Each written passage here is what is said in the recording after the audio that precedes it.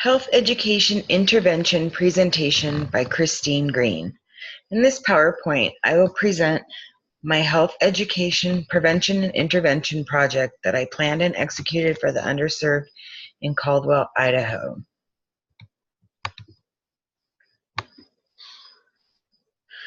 I chose to focus on adolescent health, a newer objective for Healthy People 2020.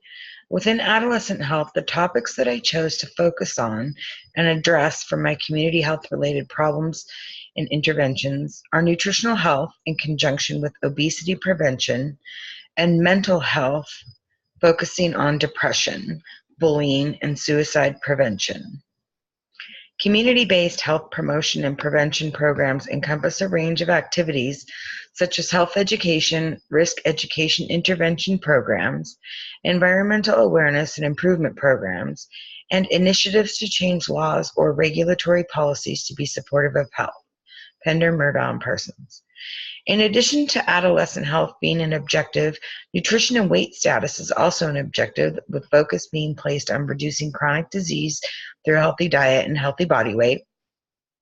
Lastly, addressing mental health and mental disorders is an objective, with the focus being on ensuring access to appropriate and quality mental health services. Another objective being indirectly addressed with this assignment is the educational and community-based program objective, with the goal being to increase quality, availability, and effectiveness of educational and community-based programs that are designed to prevent disease and injury, improve health, and enhance overall quality of life. Background and significance. Nutrition and health, along with obesity prevention, is an important aspect of community health in that the physical health and well-being of an individual can begin with the person but can be enhanced with community support via risk and needs assessment and education. The 4 health problems I identified in Caldwell were adolescent health, nutrition and weight status, injury and violence prevention, and mental health and mental disorders. Caldwell, and even Idaho as a state, has increased its rate of youth obesity over the last 15 years, and obesity has gone from a rate of 9% to an overall rate of 27%. That is a huge jump and really indicates the need for improvement in adolescent health as well as nutrition and weight management. Injury and violence prevention again is focused on the youth, but does encompass all ages and focuses on safety in and out of the home, including bullying along with familial and stranger violence. Mental health and mental disorders is a large problem in the area, as noted by the high rate of teen depression and suicidal ideation. The Caldwell YMCA is perhaps the largest provider of educational programs for the youth. In support of the need for mental health services, there is a Caldwell Office of the Idaho Behavioral Health, which offers services such as peer counseling, medication management, crisis intervention, and case management. Adolescents are our future, and we need to focus on them. Healthy People 2020 objectives. My focused objectives are in alignment with the Healthy People 2020 objectives, which list adolescent health as a new objective, and within that objective, some of the important health and social problems that begin or reach a peak are mental disorders, substance use, smoking and nicotine use, nutrition and weight conditions, sexually transmitted infections, including human immunodeficiency virus, teen and unintended pregnancies, homelessness, academic problems and dropping out of school, homicide, suicide, and motor vehicle collisions. According to healthypeople2020.gov, the large focus on adolescent health is for numerous reasons. Adolescence is a critical transition period in which biological changes, along with peers and social groups, can either be supportive or detrimental to growth. There is a huge financial burden related to the leading causes of illnesses, which mostly are preventable. In addition, mental health has a far-reaching impact on adolescents in that it has an impact on physical health as well as academics and their general well-being. Needs assessment. In the beginning of the project, a needs assessment was performed via a windshield survey and communications with key stakeholders of the community. I spoke with residents in the community, members of the police force, along with key stakeholders at the YMCA. In communications with these individuals, the specific needs of Caldwell were addressed and confirmed. In addition to communications and the windshield survey, research was completed, the objectives and goals of Healthy People 2020, as well as general and community statistics of obesity, adolescent health, mental health, and suicide. Lastly, my own personal knowledge was used as I work in the emergency department of the community uses, and I have seen firsthand the impact of the increase in obesity along with depression and suicidal ideation of adolescents. Precede Proceed. The Precede Proceed framework is an effective tool that was used to organize, plan, implement, and evaluate the health education interventions within the community.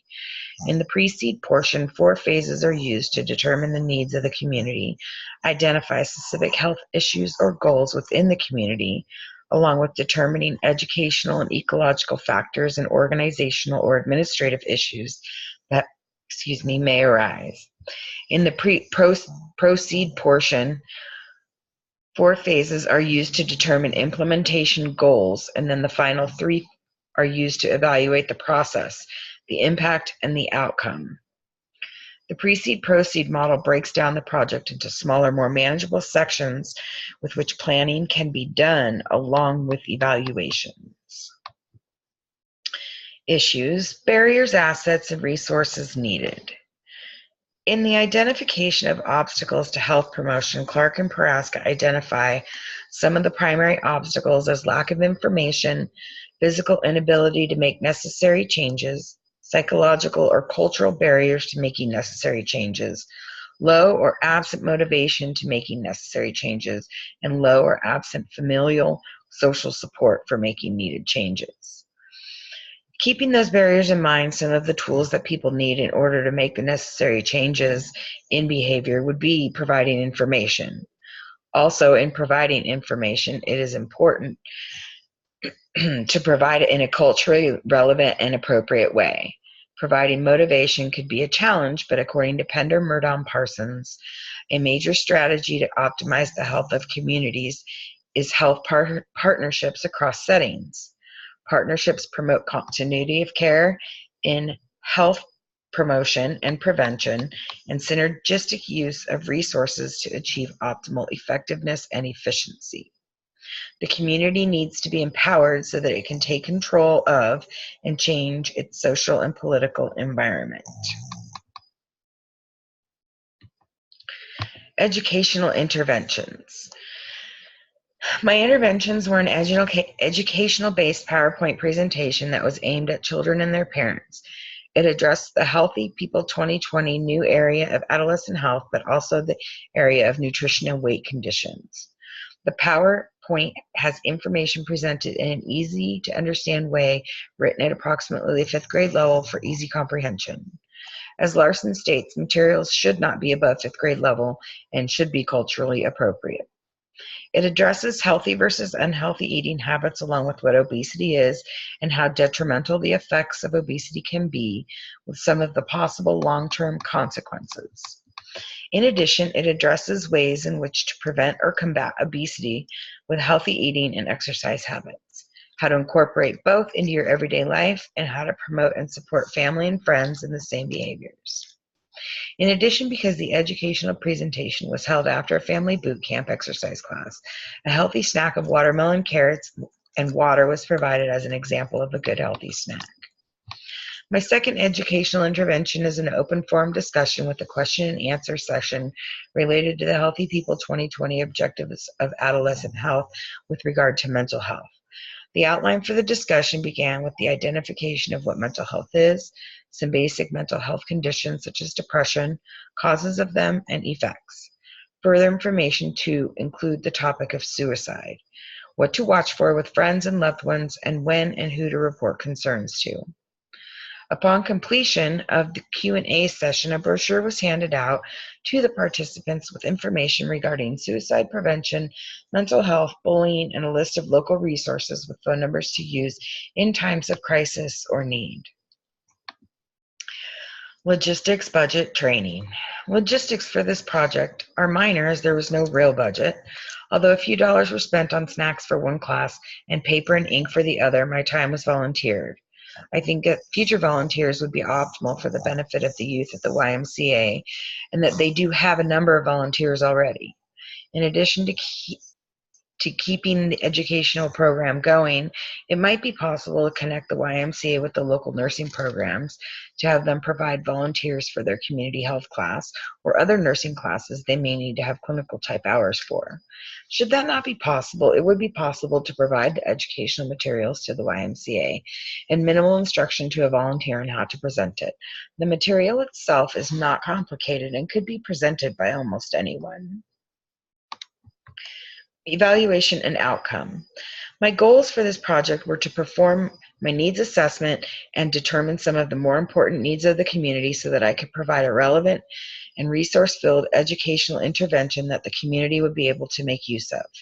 I was able to identify key issues such as health, nutrition, and obesity, along with deficiencies in mental health education and suicide prevention. My goal was not only to provide relevant information, but to have an adequate audience and be able to capture that audience's attention with my information. In measuring the success of my educational interventions, there are numerous ways to measure both short and long-term success or failure. In the short term, I am measuring my intervention on my perception of the audience's participation and attention, along with the pre-quiz about healthy eating choices and post-education quiz with the same subjects, just different questions. I feel that the audiences that I had were both receptive and attentive and had numerous questions that I was able to answer, providing them with useful information. For long-term success, that is more difficult to judge. Ultimately, if the community uses the information provided, chooses to opt for healthier eating and increased amounts of activity over the long term, obesity will likely decline. And with regards to the mental health and suicide prevention education, getting the information out there is a success. If only one person's life is saved because of the information provided, long-term success will be reached. That itself will be immeasurable. However, over time, I would like to see an overall decline in teen depression, bullying, and suicide. Conclusion. Success. Overall, this project was a success. Due to time constraints and to ensure an audience, I presented my health and nutrition obesity prevention education after a family boot camp exercise class. And in the future, I think that the material would be better received as a presentation on its own. Perhaps scheduling the instruction once or twice monthly on a permanent basis would allow for signups and those who are seeking the information to attend the class. I think that the presentation went well and the children and parents were receptive. However, a flaw in presenting when I did was that they were also slightly worn out from their exercise class. With regard to the open forum discussion regarding adolescent mental health, suicide prevention, and bullying, I believe that the kids were engaged, asked many questions, and were very open to the information being offered. The majority of the children had themselves been subject to bullying at one point and had many personal suggestions for other participants on ways to combat it. I would enjoy presenting this again and would like to improve my brochure and perhaps provide it to the local schools or community centers and police stations for passing out. I think that it has useful local resource information that is easy to find and can be helpful to have in any household. It's one of those things that you don't know you need it until you need it. Thank you. References.